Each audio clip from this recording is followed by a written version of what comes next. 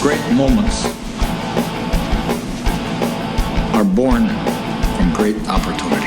And that opportunity is what Tommy DeVito is taking. This is Tim, the New York Giants Straight Talk, powered by Online Big Blue LLC. Oh, we didn't do a video last night because it was a late night. And the legend of Tommy DeVito grows day by day, moment by moment, step by step. Ooh, girl, you're always on my mind. Oh, so the New York Giants come up with a stunner and a last-second field goal to beat the Packers. It looked like last night that we were going to have an issue. Trailing 21-20 after giving up that touchdown, after the Barkley miscue with 1:33 remaining, the Giants take the ball at their own 25-yard line, putting Tommy DeVito square in center stage, something that we haven't seen from Daniel Jones, something that we just haven't seen in general since Eli Manning.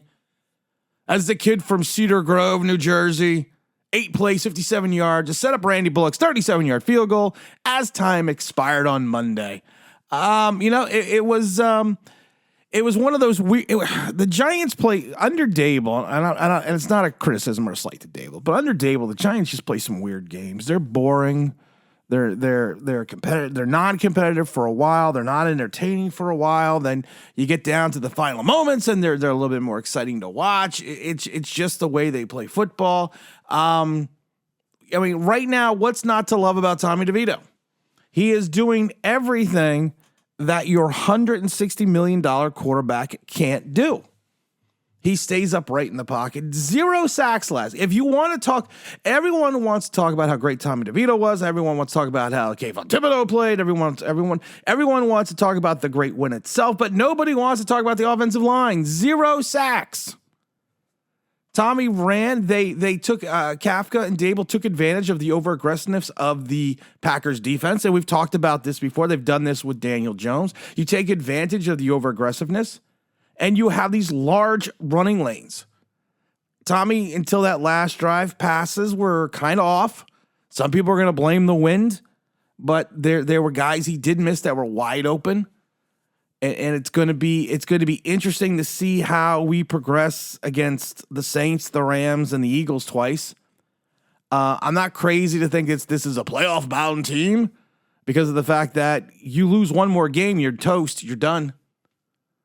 And so it's enjoy the moment. It was great, huh? Your fastball's up, your curveball's hanging. In the show they would have ripped you.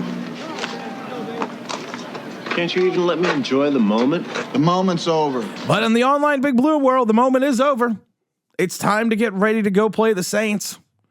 So, but like I said, you gotta take what Tommy DeVito is doing and look at it and say, is this a little Linsanity? Is this a little Tebow mania? It's a little bit of all, and maybe none of the above. Is he going to be a Brock Purdy? I'm not getting carried away, but he's done something that your $160 million quarterback can't do. He's won 3 games in a row. He's taken the job. If you want to talk about Brian Dable being the quarterback whisperer, you don't want to take a look at what he did with a below average quarterback and made him slightly below average in Daniel Jones. You don't want to take a look at what he's done with Josh Allen because that's Josh Allen. You want to take a look at what he's done with Tommy DeVito. He has taken a kid who barely survived, who couldn't survive in Illinois, couldn't survive in Syracuse, was undrafted for a reason, 25 years old, and he's come in here and he's won 3 games in a row. I'm not saying the legend's going to continue. I'm not saying he's going to strive next year into 2024. I always harken back to the fact that what if, and there's always big what ifs, what if the Denver Broncos had believed in Tebow mania and they passed on Peyton Manning? You have dropped from 4th in the draft to 10th, so it's going to make things. It's going to make things a little different.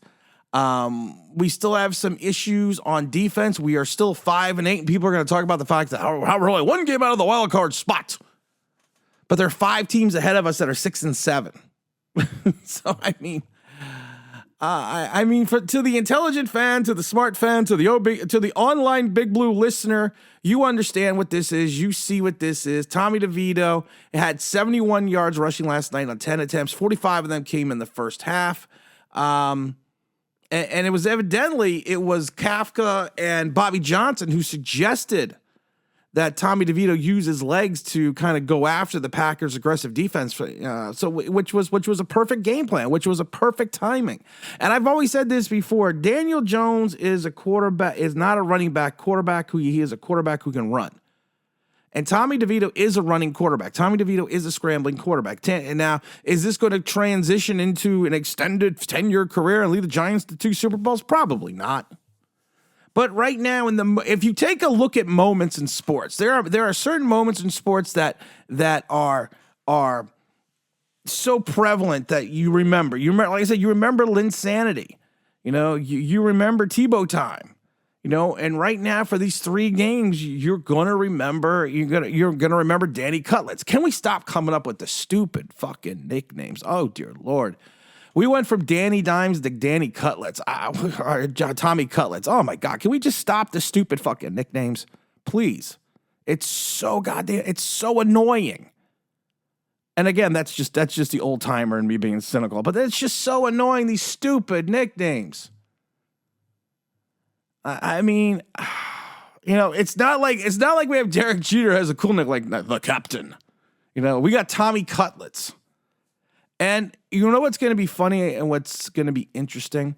If this does implode one day and everything goes horribly wrong, this whole Italian thing that people are pitching right now is going to start insulting people in reference to, we're all just mobsters? We all just eat chicken? We all just eat chicken parmesan? Hey, what's wrong with you? That's going to get old real quick, and someone all of a sudden is going to be offended by it. But right now, the kid, like I said, he's a competitor. He's got this je ne sais quoi about him. He's got something about him that makes him special. And one of the things that makes him so special right now is that the team believes in him.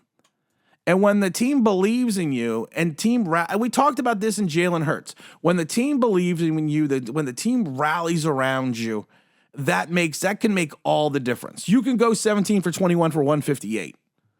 You can run do your 71 yards running. I just laugh because, like I said, if I was texting someone this morning, and I was saying, let's see, Tommy had like 230 yards and a touchdown. If you do his rushing and combined, I said if that was if we said that to Daniel Jones, we gave him $160 million. Tommy DeVito did it. We need to give him $4.8 billion over 5. But just enjoy it. Enjoy the moment. Let's Billy Bob do it. Let's roll. Let's just roll with it. Because at the end of the day, I've talked about it before. I always harken back to the movie Cinderella Man when Max Baer told James J. Braddock that don't take the fight, JJ, because people die in fairy tales. Not that Tommy DeVito is going to die, but sometimes these things that's why they call them comets. I always go back to Gale Sayers, probably one of my favorite players, who I never got to see play, but who I've met multitudes of times before he passed away, R.I.P. He was the Kansas Comet, and exactly that's what it was. He streaked across the NFL for 5 years, and then he was gone. And again, I'm not saying that's going to be Tommy DeVito, but like I said, just enjoy it. Have fun with it. Like I said, now a lot of people just have fun with it, and that's what a lot of people are doing. I don't want to give a big shout out to Deonte Banks. He had another 12 tackles, 1 tackle for a loss, 1 pass defense, played extremely well. Kayvon Thibodeau had another good game, 8 total tackles. Here's the only thing, like I said, this gets me with Kayvon Thibodeau. He had 8 total tackles, right? 8. Only 1 was a solo tackle. So that speaks a lot at times. I'm gonna let people ponder that for a while. But Cordell, like I said, Deonte Banks has just been nothing but spectacular at times this season. He is that locked. If you want to look at things at times, the way this team plays, you have to give all the credit in the world to the secondary, to a Jackson, to Pinnock, to Banks. They've just played extremely well. A'Shawn Robinson stepped up big last night. He had 4 solo tackles, 1 tackle for a loss, 1 pass defense as well. He stepped up big. He's come up again like 7-up with the loss of Leonard Williams. There's no loss there. But with the trade of Leonard Williams, this was a team. It was a team effort. It was a game of moments. It was the defense coming up with turnovers again. And that's what you need to do. You have to you had that Jason Pinnock big interception. You also had the fumble return. Like I said, it's great. Like I said, it's a fun day. It's a fun moment. Enjoy it. Revel in the win. Revel in the fact that you have a quarterback right now who literally can stand there in the pocket and just.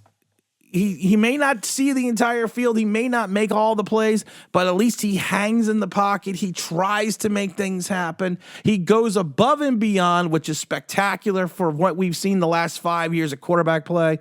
I'm enjoying the Tommy DeVito moment.